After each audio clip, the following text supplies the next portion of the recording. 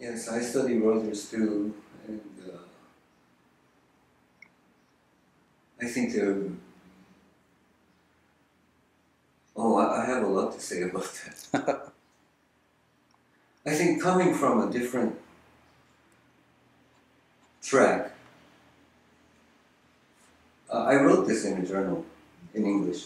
Uh, I think Rogers stumbled upon something like focusing before Genman. Genman and Rogers first met in 1953, according to Genman's recollection. It's 1953.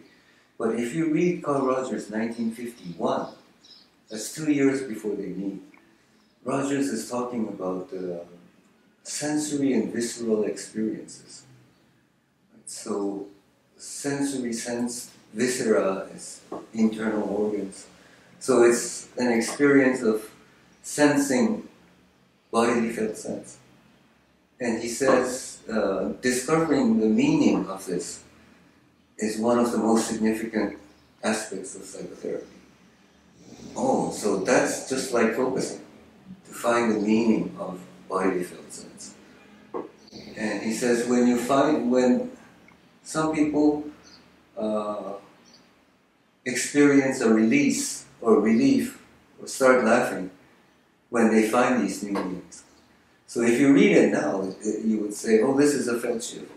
So I think Rogers knew about what we now call focusing, even before he met Genman. Rogers did not want to concentrate on that. Instead, he went towards the relationship, and then the attitudes. But I think he was always modifying himself. First he said about attitudes, and then people did not understand him correctly. They thought that just saying back the client's words was empathy. And then he said that you just shouldn't do reflection. There was a swing. The word reflection made him cringe, he says, Carl Rogers. Because I don't think he liked something being too technical. It was like a tool. In one of his last writings, he says that the kind of listening that he practiced, which is now called empathic listening, and that has spread across the world, and it makes me feel sad, he says. Because he says it wasn't a listening tool that he invented. He just wanted to know what the other person's experience was. So it was he was always in the relationship was very important for him, and not the specific tool. Well, that's very similar to focusing too, because focusing does value the relationship as being most important. But I think there is a lot of more technicalities in focusing. Because just saying back these words or reflection of feeling, what Rogers called reflection of feeling, can carry forward the other person's experiencing. Mm-hmm. And it's not really, and it can be cut off from the attitudes. It can be cut off. For example, I have a few examples. When I was a graduate student and I was feeling, I don't know why, I was feeling a little depressed or something. And I wanted to talk to somebody, and I couldn't find anybody to talk to. So what I did was I talked into a tape recorder. And then I played back the tape recorder. And then as I listened to myself, I needed to make listening responses. So in my fantasy, I would do listening responses. And then that would carry forward my experiencing. You know? So I would say something, stop it, and then do my own reflection, and then go on. And that was a very interesting self-focusing. But it wasn't like somebody else was having an empathic relationship with me. The close Rogerian emphasis on attitudes may have gone too far. We know that it's important. Mm-hmm. We know that it's important, but sometimes, at least in Japan, it goes so far. It goes too far. In America, they called it the don't rules. That you should not do this, you should not say your opinion, you should not be diagnostic, you should not do this, not do this, not do this, not do this. And they don't know what to do. Mm-hmm. So what to do? What do you do to be empathic? you don't really know. And I've seen like counseling, people teaching counseling, and quotes Rogerian counseling, that emphasize the attitudes too much and equated the attitude and the technique. So it wasn't the attitude of empathy, it was empathic listening. So it becomes a kind of listening. You see what I mean? The attitude of empathy is an attitude. Listening skill is a listening skill. They're not the same. But when you say empathic listening, they become the same. Yeah, no, not the same, but they put it on the same level. Mm. In some counseling association in Japan, they do this. Listening practice tests, examinations. And then we go into a room like you and I, and then we pick cards and decide who is the client. And then there's this particular theme that you have to talk to if you're a client. And the client will say something, just something, you know. It's like a role playing. The stocks went down and I'm losing my money and I feel so irritated or something like that. And then you can see that the listener who is being examined is so tense and so frightened. He's like sweating all over and he's so nervous he can't listen to what the other person is saying. But really tries to repeat the same words. Oh, the stocks went down. And what did you say? You know, that kind of thing. And I would start laughing as an examiner. I would sometimes start laughing. And because it's so humorous after a while. And what if the person said, I'm so tense today, I can't listen to you. You know, that I would give an A, because that's really congruent. But a lot of the other people say, no, that's not good.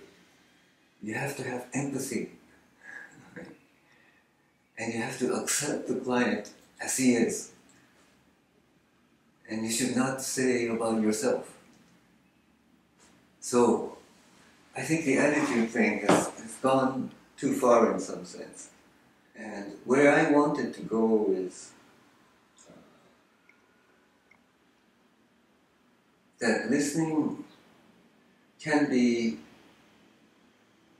separated from these attitudes. And I think focusing is doing that. Because in the focusing literature, you don't find words like empathy. Maybe it's assumed, but they don't make a big fuss out of it. Or, unconditional positive regard. You don't find these words. it's more technical. And I think that's very helpful. I think it's very helpful to say that listening has the effect of making the other reflexive. So it is like the story of Gene Genlin and I doing listening, and Gene Genlin would say something in German, and I don't understand German, so I cannot be empathic, or I cannot accept what he's saying. But I just try to imitate the German that I'm hearing. And even that is helpful. So no attitude there. But just the symbols brings some experience.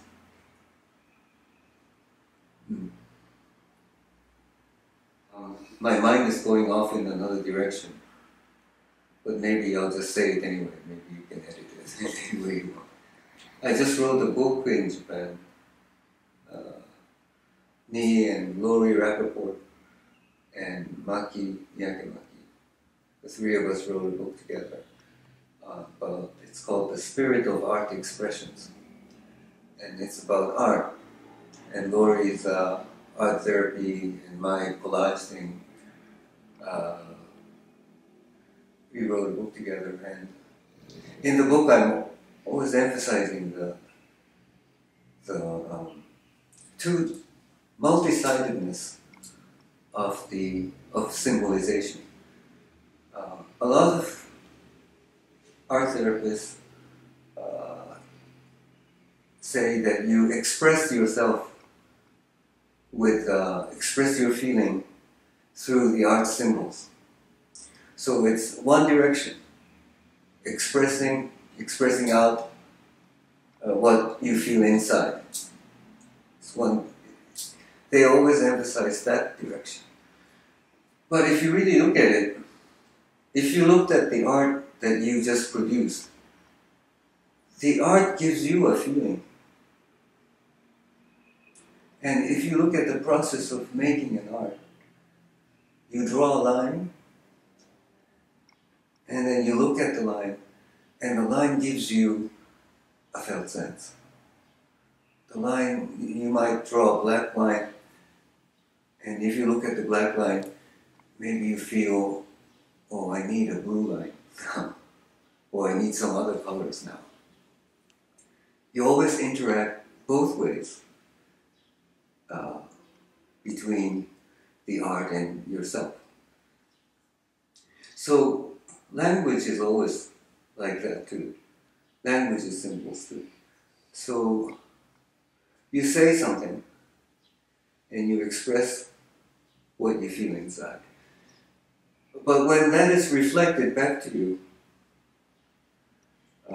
then it gives you another feeling, or it carries your feeling forward. So saying and listening carries forward the process of experiencing. And yeah, we see it all the time, right? I feel sad today, I might say. I feel sad today. Then I might say, no, it's not sad. What happened just now? I feel sad today is my expression. And then in my mind I said it back to myself. And then I realized that sad was not the right word. So it's always two directions. And in this process, I feel sad today. Oh no, it's not sad. There is no space for empathy or unconditional positive regard to come in. I think with focusing and Gene's philosophy, they study the relationship between feeling and expression much more closely than Rogers did. And in that sense, I think it helps to do away with the excessive concerned with the attitudes. And sometimes I think this is really excessive thing with attitudes. There could be a big discussion of whether this response is empathic or not. And that kind of discussion doesn't help anything. Explain it. In terms of psychotherapy, I think it's really important that we share the practice. Because if we start to talk about our therapies in terms of theory, then we start to disagree. But if we show the practice, there is a lot in common. In Japan, once I was invited to a psychoanalytic organization, and there was a very famous psychoanalyst there, and I'm not in psychoanalysis, but somehow I got there. And as I spoke about my session with the client, and then many of the psychoanalysts on the floor and some who were speaking, they started to say, well, that's exactly what I do. I would do the same thing. And then the floor would be like that too. Some would disagree, but in the end there was a big disagreement between the Freudians, the Jungians, and the object relations people were very much like what I did. And some others, they really liked what I was doing. I think they were the interpersonal group. And then they got into a wild argument with the Jungians, especially. Because the Jungians, they did not show their practice. And they talked about this daemon and things like that. And this one psychoanalyst woman, she was so upset, she says, I think what I do is very much like focusing.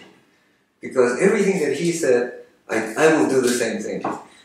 But the Jung people, I don't know. The daemon, where's the demon? Is a demon in the interview room?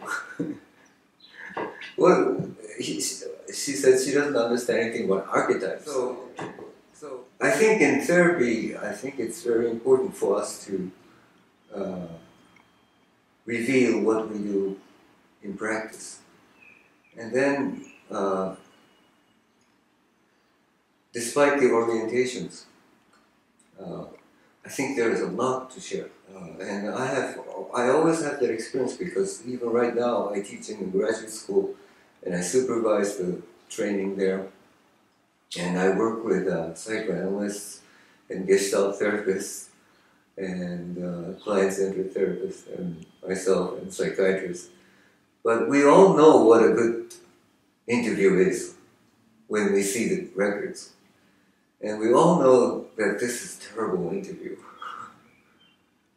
despite our differences, despite our theoretical differences. We all seem to know what is good and what is not good. So I think in terms of psychotherapy, it's good that it would be very productive if we shared the practice and leave the vocabulary behind. In philosophy, I think it's somewhat of a different story. In philosophy, I think you have to, shall I say, get on board the ship and then really appreciate that ship and forget about the others. You know what I mean? If you want to read Aristotle, you read Aristotle for 2 years. And while you're reading Aristotle, don't read Kant. You just read Aristotle. And then after you've thoroughly enjoyed your Aristotle boat, your ship, then you can go to the next one. And then stay there for 2 years, another 2 years, thoroughly reading that and enjoying that. And then while you're there, you don't remember about Aristotle. Okay. So I think there are different fields. I don't know if it's focusing. For me, in my situation. I don't know if it's focusing or just the way that I am, that the students around me are influenced. And I hear about that a lot. I also teach undergraduates. Probably they would think undergraduate juniors, about 20 years old or something. Some of them never met a teacher like me. So, I don't know what it is, but I don't go by the syllabus. I do things very differently.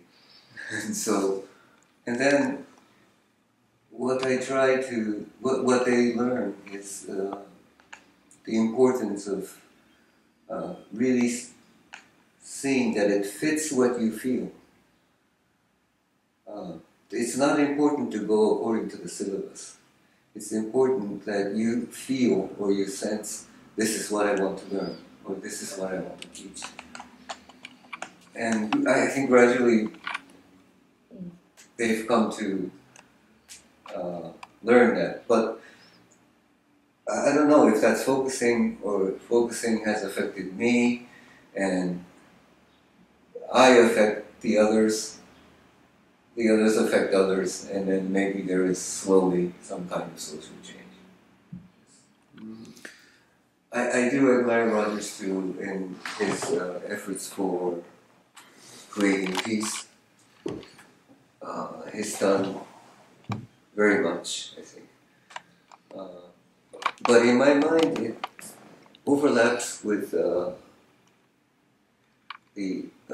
history of 1970s or 60s or 70s, when they tried to change the system.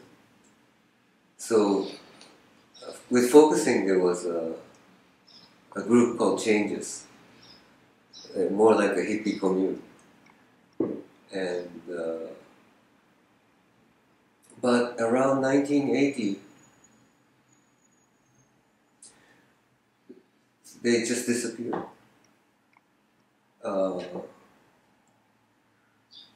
The hippies disappeared too. Communes disappeared. For me, it was like part of American history, modern American history or something. When there were, 40,000 people who came to Woodstock, and Woodstock Rock Festival, and so much drugs and everything. And 20 years later, they're just gone. And everybody tried to fit into the system. So I think now, this effort of trying to change the system has become very much harder to see. Maybe people are working on it in many places, but we cannot see it.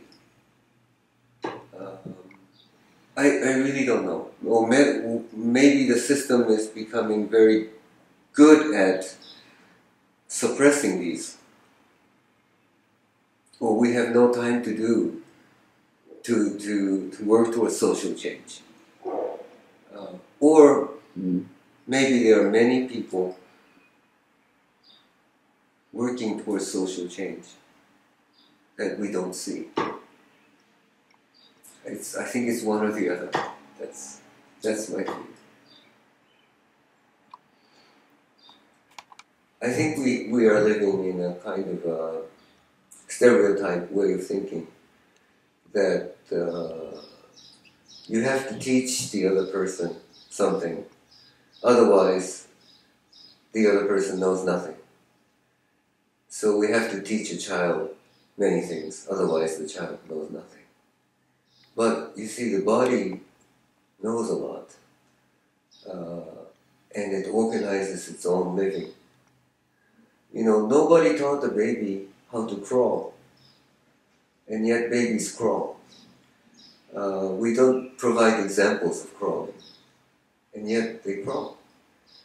And then they eventually stand up and walk. And we don't do modeling of that as adults. But their bodies already know what the next step of their development is. And I said I like dogs too, but dogs know a lot.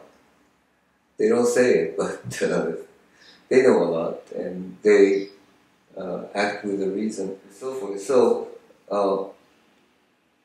our bodies know so much, much more maybe than our minds. So